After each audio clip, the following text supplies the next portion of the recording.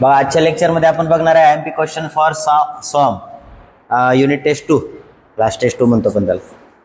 First question जो आहे तो write down flexural formula with its notation.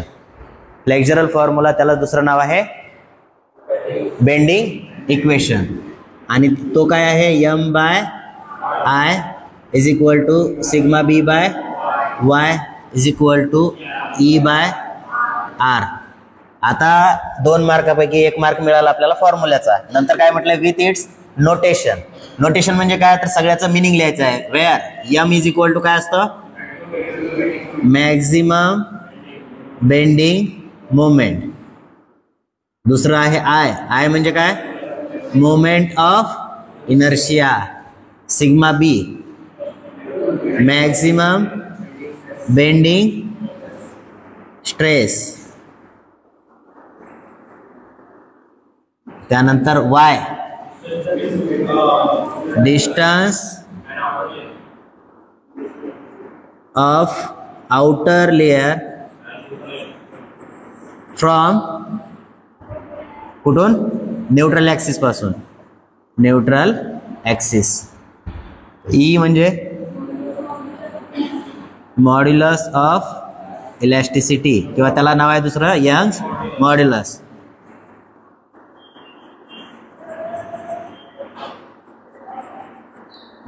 आणि R म्हणजे रेडियस ऑफ कर्वेचर किंवा रेडियस ऑफ बेंडिंग. तुम्हाला जो शब्द लक्षात राहील तो. हे झाले तुमचे 2 मार्क. लिहून घ्या पटकन. ठीक आहे. क्वेश्चन विचारू शकतात. Right down flexural formula bending equation दोन्ही विचारलं तरी आपण फॉर्म्युला सेम ठेवायचा आहे. ओके झाला असेल पहिला क्वेश्चन. सेकंड बघा define section modulus with its unit. कोणाला माहिती आहे section modulus? What is mean by section modulus? It is denoted by letter. कशाने डिनोट करतो आपण? m. नोटेशन कशाने डिनोट करतो आपण माहिती आहे कोणाला? नाही तर लक्षात घ्या. Section modulus it is denoted by letter z which is equal to I by y. I by y हा जो रेशो आहे याला म्हणतो आपण सेक्शन मॉड्युलस. आता याची डेफिनेशन लिहायची झाली तर कसं लिहिणार? I म्हणजे काय मोमेंट ऑफ इनर्शिया. अबाउट कुठून असतो सेंट्रोइड. अबाउट सेंट्रोइड त्यालाच म्हणू आपण न्यूट्रल ॲक्सिस. ठीक आहे. आणि दुसरं काय y म्हणजे काय तर distance between outer layer from neutral axis. Okay मग याची डेफिनेशन काय बनेल सेक्शन मॉड्युलसची? It is ratio of moment of inertia about काय neutral axis and distance of कशाचं डिस्टन्स आउटर लेयर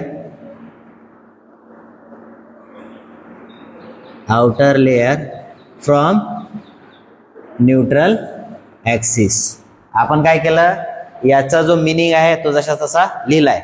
आणि जर आठवलं नाही असं तर काय करायचं z म्हणजे काय तर it is ratio of moment of inertia about centroid to the y म्हणा किंवा त्याला डायरेक्टली म्हणता येईल distance from outer layer distance of outer layer from neutral axis.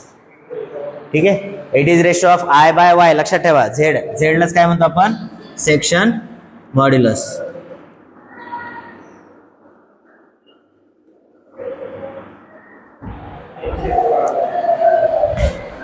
Section modulus.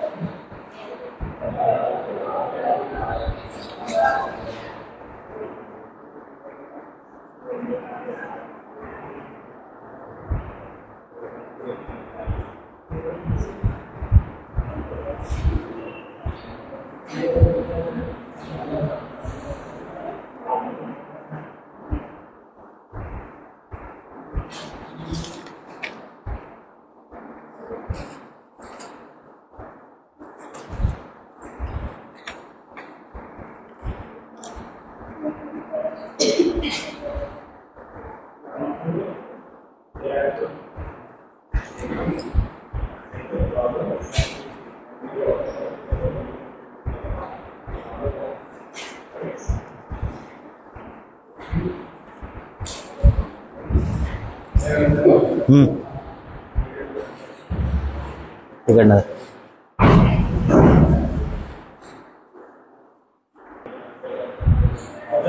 बघा, हा काय झाला, त्याचं डेफिनेशन लिहिली आपण, डिफाईन केला. बट इथं काय म्हटलं, इट्स युनिट. युनिट काय राहील याचं? झेडचं युनिट. बघा, आयचं युनिट काय असतं? mm⁴ आणि वाय म्हणजे डिस्टन्स असतं, ते कशात असतं? mm मध्ये. एक mm कॅन्सल, इथला 4चा किती राहिला? 3. युनिट काय राहील? mm-चा क्यूब किंवा मीटरचा क्यूब किंवा सेंटीमीटरचा क्यूब. हे काय झालं त्याचे युनिट. फॉर्म्युल्यामध्ये लिहायची गरज नाही, डायरेक्टली लिहू शकता. युनिट इज mm-चा क्यूब, सेंटीमीटरचा क्यूब और मीटरचा क्यूब. सिंपल.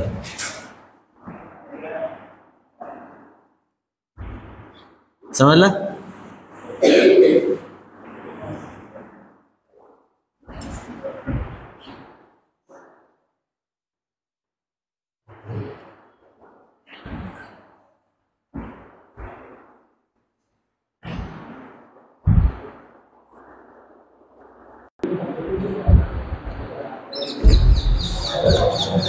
हा, नेक्स्ट क्वेश्चन बघा.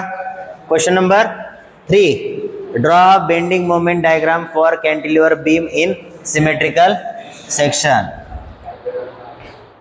कशी? हा,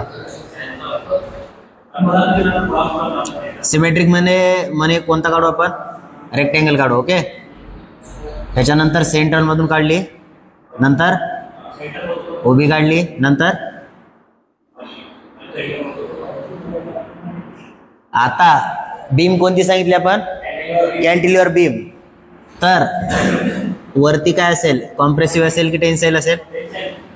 कॅन्टिलिव्हर बीम जर असेल तर कॅन्टिलिव्हर बीम काय होईल? अशी म्हणजे वरच्या साईडला कोणता येणार आहे? टेन्साईल.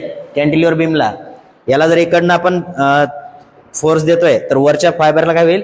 टेन्शन, आणि खालच्याला कॉम्प्रेशन. मग वर काय येईल? टेन्शन आणि खाली कॉम्प्रेशन.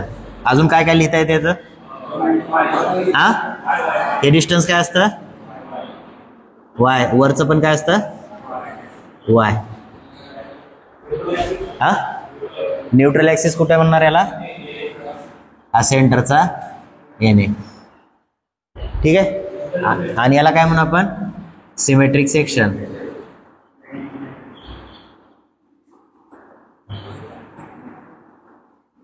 बघा, ड्रॉ बेंडिंग मोमेंट डायग्राम म्हटलं, याला दुसरं काय नाव असतं? Bending stress distribution diagram. ठीक आहे. हा, काय कशाचं? हा, ॲरो. आता ॲरो देताना काय करायचं? व्हर्टिकल लाईन आहे तिथपासून ॲरो दुसऱ्या साईडनं दाखवायचे.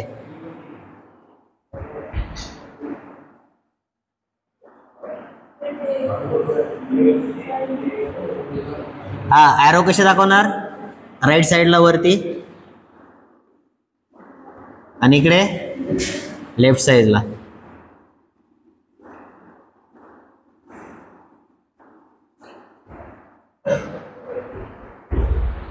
ठीक आहे.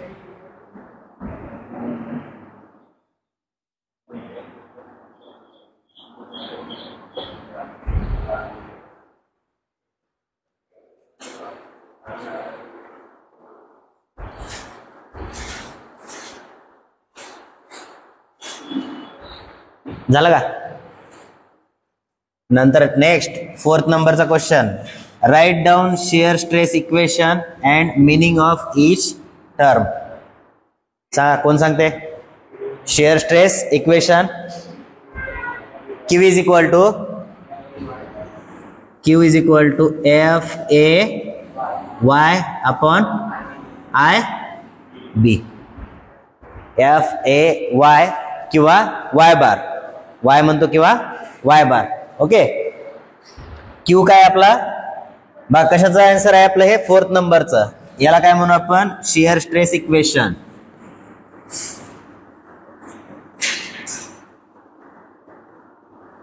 Equation Q is equal to FA/Y/IB किंवा काही काही बुक मध्ये वायच्या ठिकाणी वाय बार दिलेला आहे. बार म्हणजे आडवी लाईन त्याच्यावर. ओके, तुम्हाला लिहायचं असेल तर लिहा किंवा डायरेक्टली FA/Y/IB लिहिलं तरी चालेल.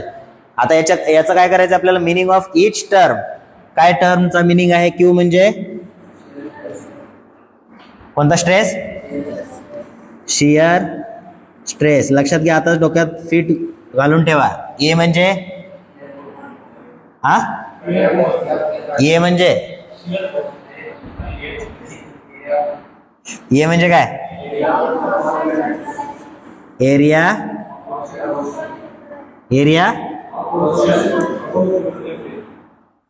Area of portion about neutral axis. Okay, Y म्हणजे सॉरी एफ राहिला आहे ना. एफ काय असतो शियर फोर्स. त्यानंतर वाय म्हणजे काय डिस्टन्स फ्रॉम सेंट्रॉइड.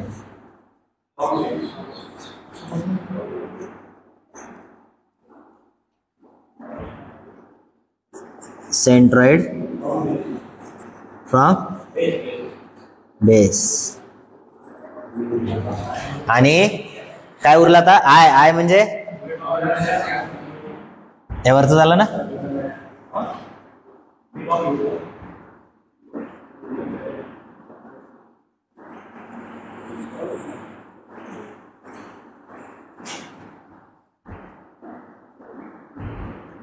आय म्हणजे माहितीच आहे सगळ्यांना moment of inertia.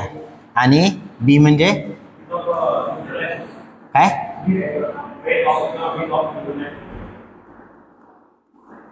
Breath of neutral axis.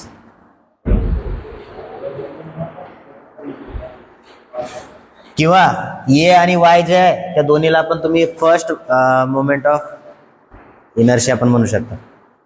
नाही, first moment of area. First moment of area A into Y. लक्षात नाही राहिलं तर आपल्या जसं आहे तसा लिहून घ्या. काय काय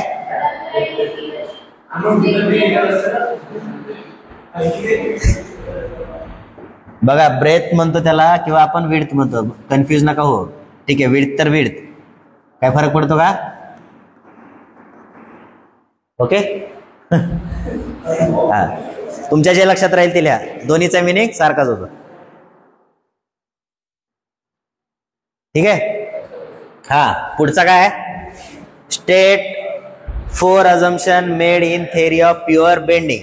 आता 4 अजम्पशन तुमच्याकडनं मला पाहिजेत. Material is homogeneous and isotropic. पहिला आहे सगळ्याचं पाठ होऊन जाईल. हे लिहिलं तुम्ही सगळ्यांनी. रणित इकडं झालं का लिहून. नाही लिहा पटकन लिहा. अजम्पशन 4 तुमच्याकडनं पाहिजे मला.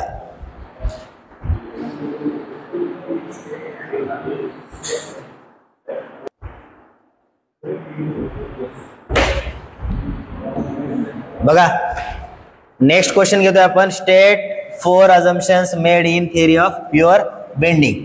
जनरली हा क्वेश्चन किती मार्काला विचारला होता तुम्हाला 4. पण युनिट टेस्ट मध्ये आपण विचारलाय 2 मार्काला. म्हणजे 4 अजम्पशन लिहायचे आहेत. एक अजम्पशन किती मार्काला अर्ध्या मार्कासाठी. अजम्पशन फर्स्ट पहिला कोणता असतं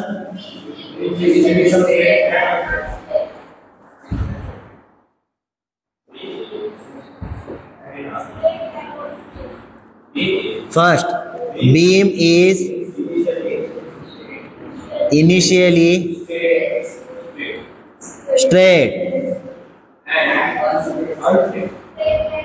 straight and unstressed IED. Okay. Second, the elastic limit is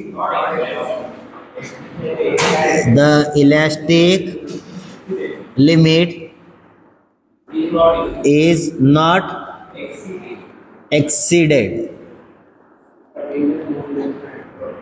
Third, material of beam is homogeneous and isotropic.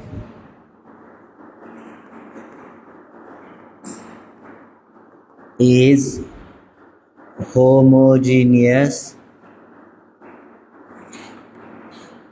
and isotropic. आणि चौथा लास्ट, the resultant परत सांग.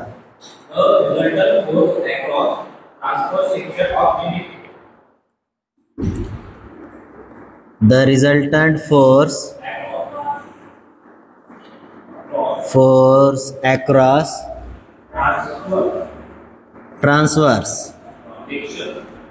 ट्रान्सवर्स म्हणजे कसा सेक्शन, उभा. Transverse section of beam is 0. म्हणजे काय, न्यूट्रल ऍक्सिसच्या. हा ठीक आहे. हे काय झाले, 4 अझम्पशन्स आहेत. 4 अझम्पशन्स तुम्ही लिहून घ्यायचे, 2 मार्क तुम्हाला भेटतील. बट एक्झाम मध्ये हा क्वेश्चन तुम्हाला 4 मार्काला विचारला जाईल. काय नाही बजले 4 लिहायचे वर, सांगा. सोपा असेल तर सांगा.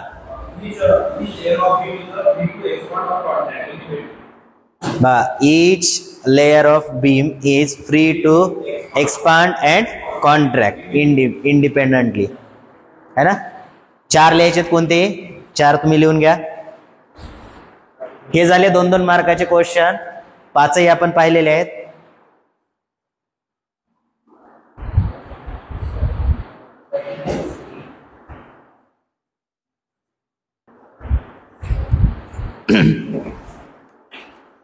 झालं ना.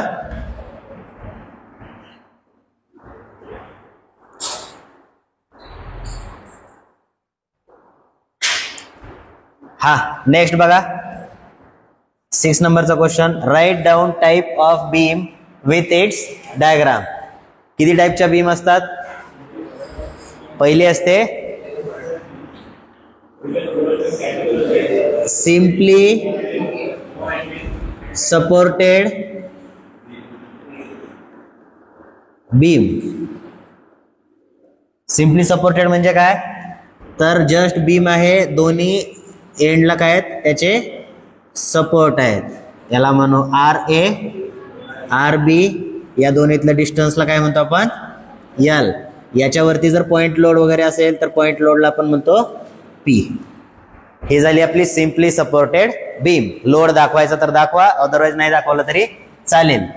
दुसरी असते कॅन्टिलिव्हर बीम. कॅन्टिलिव्हर बीम 4 मार्काचा क्वेश्चन आहे हा. कॅन्टिलिव्हर बीम म्हणजे काय, एक एंड कसा असतो याचा फिक्स आणि दुसरा एंड कसा असतो फ्री. डिस्टन्सला आपण म्हणतो L, याला म्हणू RA.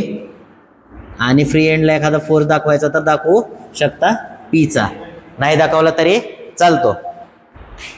ही झाली दुसरी कॅन्टिलिव्हर बीम. काढून घ्या लगेच सोबत सोबत, एकदा जाऊ दे हाताखालून. तिसरी बीम सांगा, फिक्स बीम.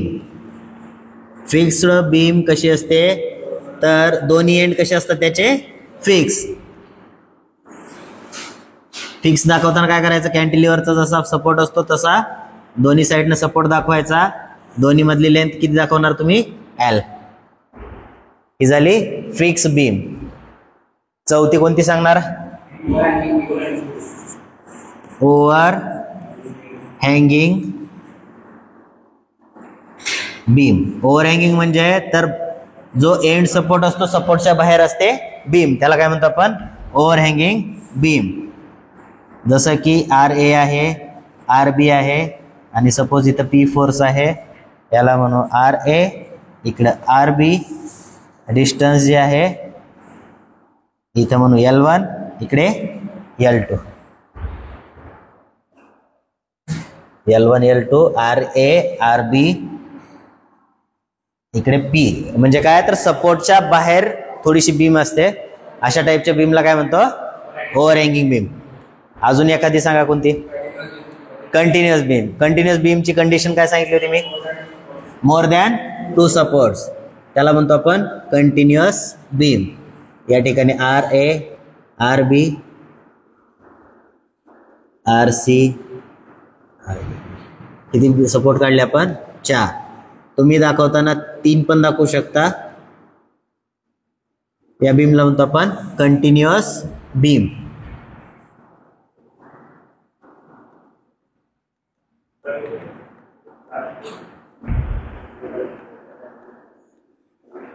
ठीक आहे, 5 टाईप आहेत, सफिशियंट आहेत. अजून एखादं सांगायचं झालं तर कोणती सांगणार. आणखी आहे का कोणती बीम ऍडिशनली करायची असेल तर म्हणू शकता एक रोलर सपोर्टेड बीम आहे की नाही. दुसरी कोणती, हिंज बीम आहे ना, जर ऍड करायचे असेल तर. पण बेसिकली हे 5 टाईप आहेत ते लक्षात ठेवा. जर आणखी वाढवायचे असतील तर तुम्ही काय म्हणणार, रोलर सपोर्टेड बीम किंवा हिंज बीम. हिंजला काय करायचं, दोन्ही साईडनं शेवटी हिंज सपोर्ट दाखवायचा आणि रोलर मध्ये रोलर सपोर्ट दाखवायचा. ठीक आहे. बट बेसिकली हे टाईप किती आहेत आपले, याचे 5 आहेत. 5 तुमच्या लक्षात राहतील. Simply supported, cantilever, fix, over hanging आणि कंटिन्युअस बीम.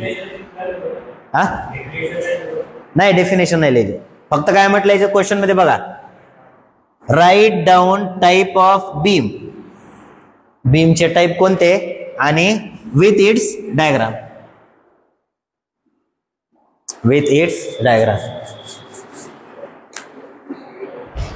आणि जर याच्यात तुम्हाला डिस्क्रिप्शन ऍड करावं वाटलं, वेळ जर असेल जास्त, काय करणार याच्यामध्ये, in simply supported beam there are 2 supports available at end of beam. Okay. Continuous cantilever beam मध्ये काय करणार, there is only 1 support at 1 end and other end is free. Fix beam मध्ये both 2 end supports are fix. Over hanging मध्ये overhang provided away, म्हणजे काय म्हणूया त्याला, away from the end support म्हणू शकतो.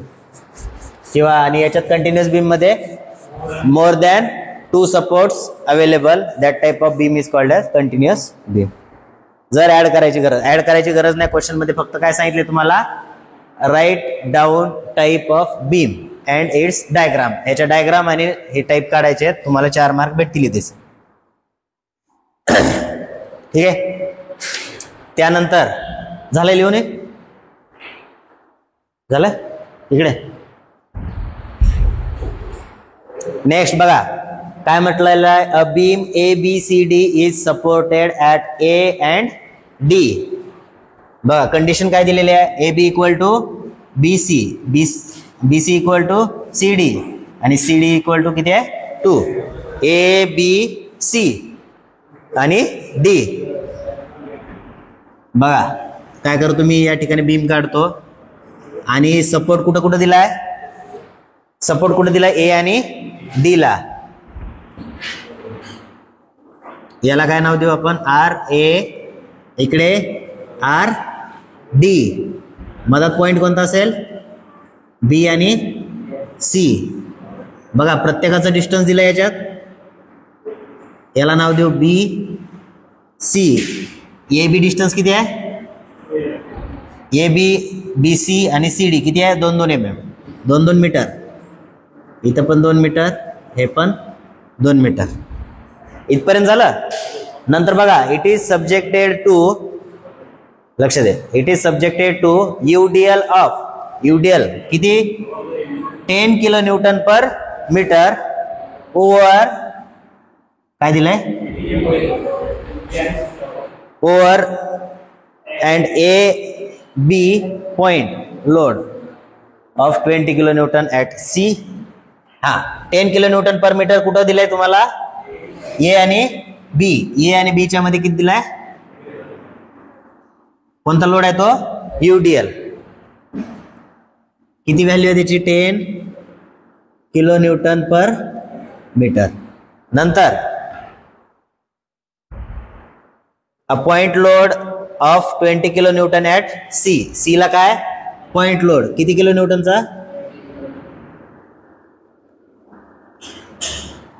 पुढे draw SFD and BMD, state the value of beam, maximum shear force आणि मॅक्झिमम बेंडिंग मोमेंट.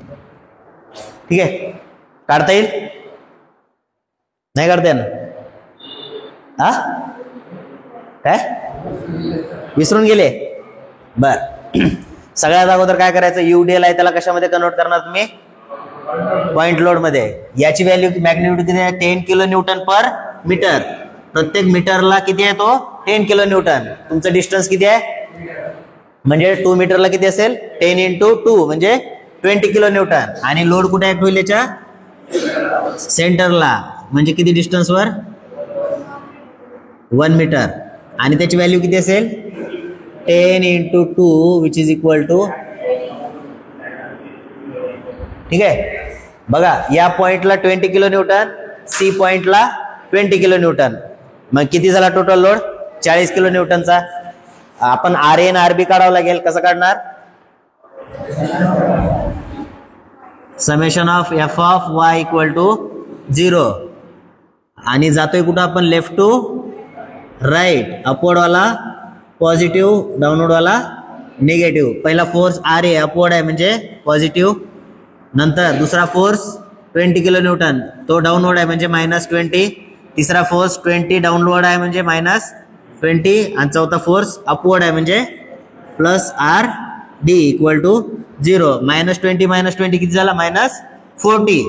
-40 तिकडे गेल्यावर +40. इकडे काय उरेल RA + RD equal to 40. Equation number 1.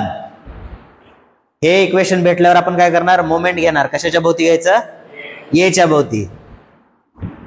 Taking moment about A equal to 0. एच्या भोवती जर मोमेंट घेतला आपण तर पहिला फोर्स कोणता आहे, हा 20 किलो न्यूटनचा. आणि हे डिस्टन्स किती आहे 1 मीटर. आता तो कसा फिरतोय याच्या भोवती, घड्याळासारखा फिरतोय उलटा, घड्याळासारखा म्हणजे क्लॉकवाईज. क्लॉकवाईज आपण काय घेत असतो, आता ही सिस्टीम कोणती आहे आपली, लेफ्ट टू राईट. क्लॉकवाईज घेतो पॉझिटिव्ह, अँटी क्लॉकवाईज निगेटिव्ह. मग हा 20 into 1 कसा फिरतोय क्लॉकवाईज म्हणजे काय येईल इथं 20 into 1. दुसरा फोर्स किती आहे हा 20. आणि हे डिस्टन्स किती आहे A पासून 2 आणि 2 4. आणि तो पण कसा फिरतोय क्लॉकवाईज म्हणजे काय येईल +20 into 4. आणि लास्ट कोणता आहे RD. RD कसा फिरतोय अँटी क्लॉकवाईज म्हणजेच -RD into किती 6 इक्वल टू 0. आता इथं बघायला गेलो आपण तर ह्या दोन व्हॅल्यू पॉझिटिव्ह आहे, ही व्हॅल्यू निगेटिव्ह. निगेटिव्हला तिकडे पाठवा. आणि इथे काय होईल 20 अधिक 20 गुणिले 4 80 इक्वल टू RD into 6. आता 80 आणि 20 किती होत आहे 100. आणि इकडे 6 गुणाकारात होते, इकडे गेले की भागिले 6 इक्वल टू काय आला आपला RD. याची व्हॅल्यू बघा किती येते, RD इक्वल टू किती आला 16 किलो न्यूटन. आता ही व्हॅल्यू कशा ठेवायची इक्वेशन 1 मध्ये. मग तुम्हाला कशाची भेटेल व्हॅल्यू RA ची है ना. मग ही व्हॅल्यू काय करायची, put in equation RA + 16.66 equal to 40. RA ची व्हॅल्यू काय येईल 40 - 16.66 इक्वल टू किती येतं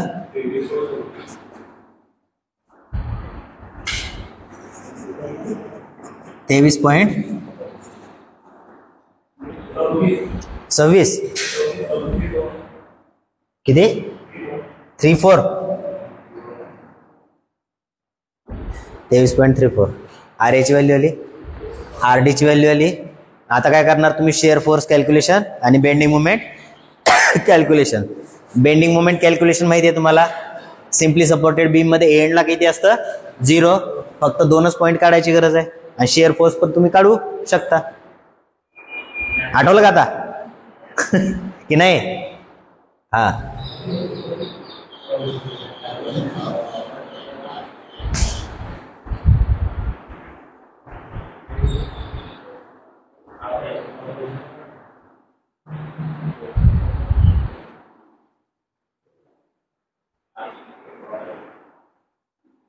ड्रॉ करून द्यावी लागते का डायग्राम? हा,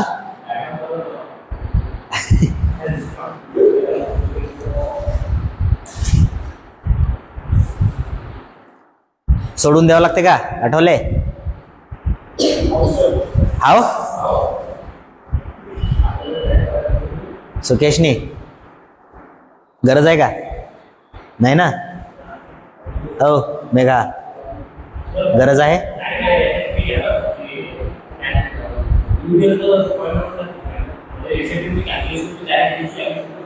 डायरेक्ट बी ची घ्यायची, ही मधातला नाही घ्यायचा. तो फक्त इमॅजिनरी पॉइंट असतो. आपण काय करतो त्याला, फक्त याच्या पुढे जर लोड असता तर आपण काय केलं असता, UDL चा पहिला घेतला असता 1 B1 आणि दुसरा असता तर B2 पॉइंट लोडचा इफेक्ट घेतला असता पहिले UDL चा. लक्षात ठेवायचं, लेफ्ट टू राईट जाऊ किंवा राईट टू लेफ्ट येऊ, UDL नंतर जर पॉइंट लोड असला तर 2 पॉइंट घ्यायचे त्याचे.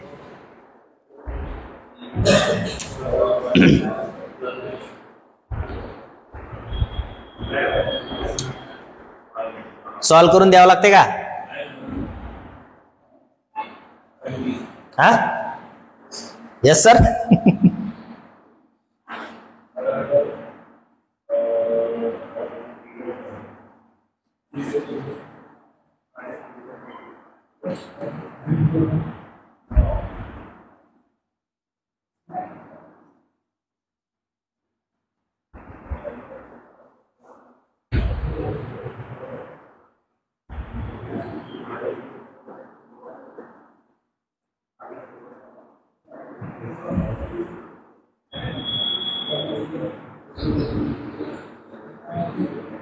RA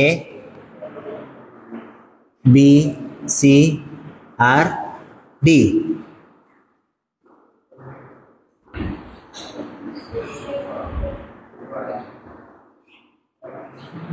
BC डिस्टन्स किती आहे? 2 मीटर 2 मीटर 2 मीटर. इथे होता UDL, किती व्हॅल्यू होती त्याची? 10 किलो न्यूटन पर मीटर. आणि C वरती किती होता? ठीक आहे, याचा आपण सेंटरला पॉइंट लोड कन्वर्ट केला होता. किती आलता तो? 10 into 2 which is equal to 20 kilo newton. आणि डिस्टन्स किती होता हे? 1 मीटर. इकडनं पण किती होतं? 1 मीटर. ठीक आहे, RA ची व्हॅल्यू काढली होती आपण. RA ची व्हॅल्यू किती आली ती? RA ची व्हॅल्यू आता काढली ना, पण किती आली ते? 23 किलो न्यूटन. आणि RD ची 16.66.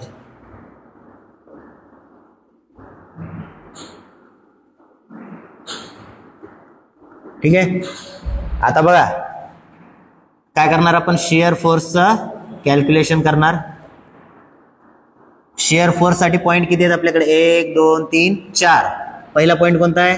जातोय कुठं आपण? Left to right.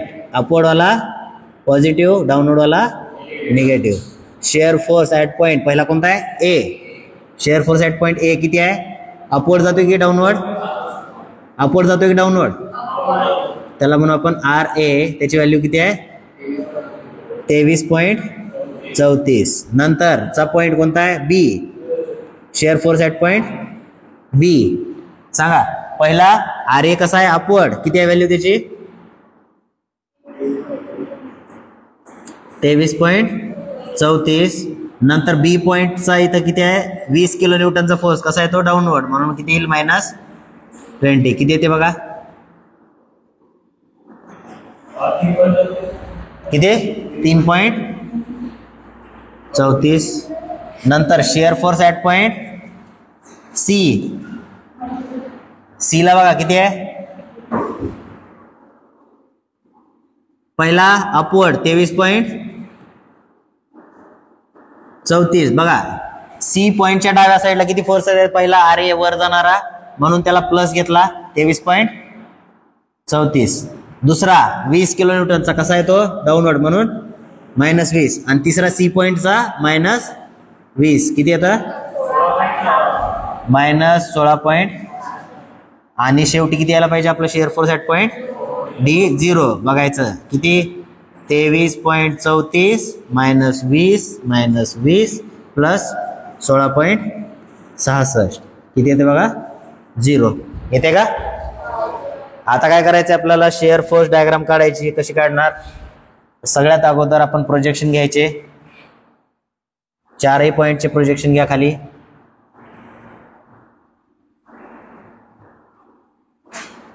घेतले.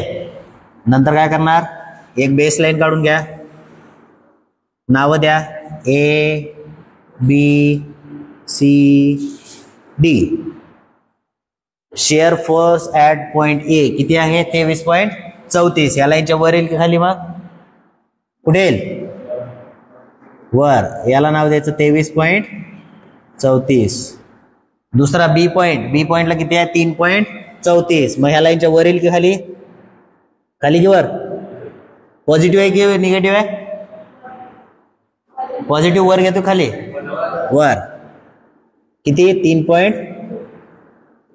ओके. सी ला किती आहे? -16. आणि डी ला 0. हे पॉइंट काय करू आपण? असे मार्क करून घ्या. आता आपल्याला काय करायचं? हे पॉइंट तर मार्क केले. गाडी ए पासून स्टार्ट करायची. कुठपर्यंत जायचं आपल्याला? डी पर्यंत. ठीक आहे.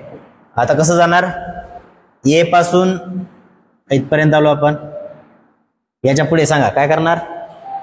काय सांगितलं मी तुम्हाला? पॉइंट लोड असेल तर स्ट्रेट लाईन आणि युडीएल असेल तर क्रॉस लाईन. आता ए पासून बी पर्यंत कसं आहे? युडीएल आहे म्हणून इथून दुसऱ्या पॉइंट पर्यंत काय करणार आपण?